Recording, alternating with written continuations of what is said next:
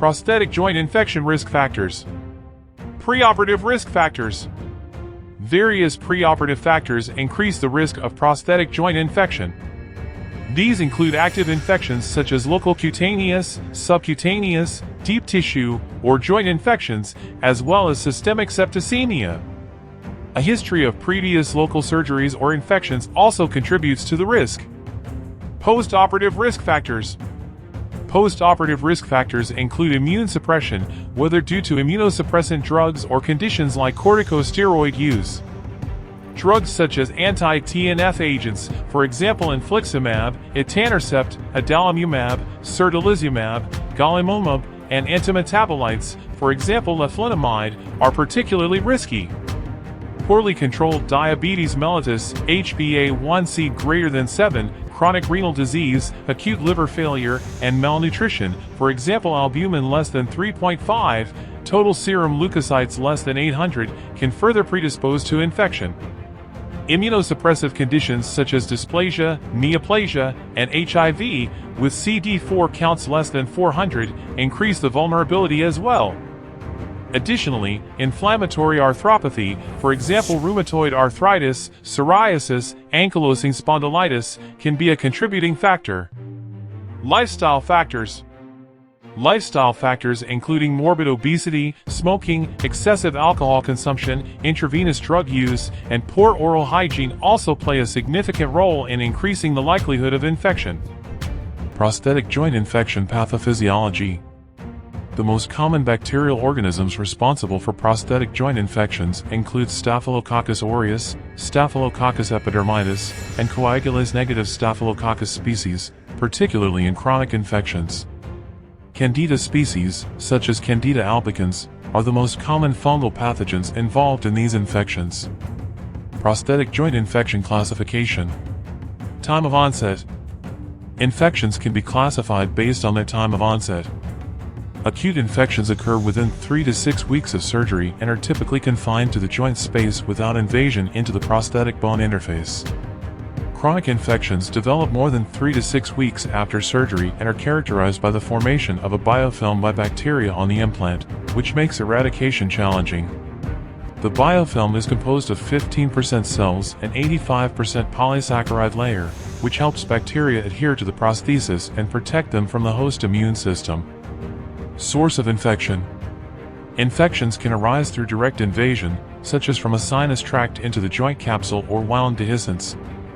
Hematogenous infections can also occur, where an infection from another part of the body, for example dental work, infected gallbladder, spreads to a previously infection-free joint.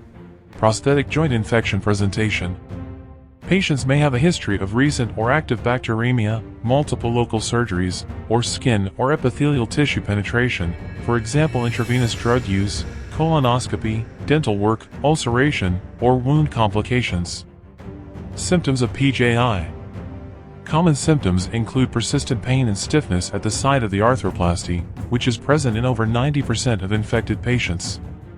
Acute infections often present with swelling, tenderness, and drainage, while chronic infections show more subtle symptoms, with pain worsening over time and function deteriorating. Physical examination.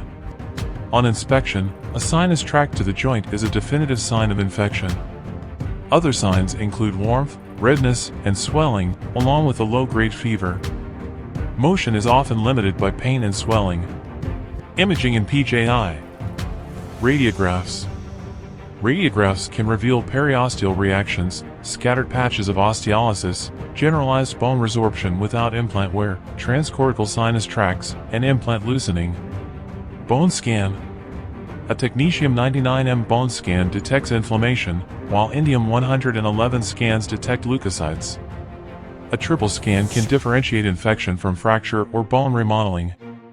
While bone scans have 99% sensitivity, their specificity is lower, ranging between 30% and 40%. Positron emission tomography. PET scans may help identify areas of high metabolic activity using fluorinated glucose. These scans offer 98% sensitivity and 98% specificity. MSIS criteria. The Musculoskeletal Infection Society, MSIS, provides criteria for diagnosing prosthetic joint infections. Major criteria include the presence of a sinus tract communicating with the prosthesis or isolation of a pathogen from two separate tissue samples from the affected joint. Minor criteria, including elevated ESR, CRP, synovial WBC, and PMN levels, as well as purulence in the affected joint, are considered if at least 4 of 6 are present. Studies in PJI blood panels, including WBC count, are not highly specific or sensitive for prosthetic joint infections. However, inflammatory markers like CRP and ESR can be useful.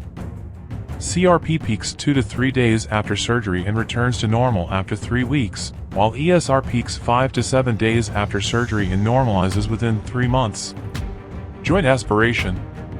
Joint aspiration is indicated when infection is strongly suspected. The analysis includes cell count and differential, gram stain, and cultures. Elevated synovial WBC and PMN levels are suggestive of infection. Perioperative analysis. Microbiological tests and histology help confirm the diagnosis. Repeat aspirations or intraoperative specimens are used to identify the same organism.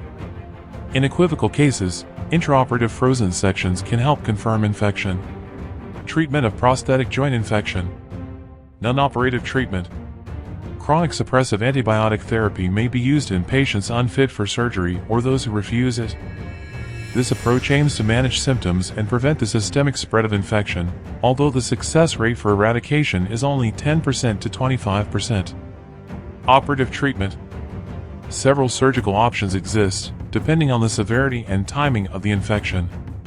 These include polyethylene exchange with component retention for acute infections, one-stage replacement arthroplasty, two-stage replacement arthroplasty, which is considered the gold standard for infections more than 4 weeks after surgery, resection arthroplasty, arthrodesis, and amputation for severe cases. Each method varies in terms of indications, techniques, outcomes, and success rates.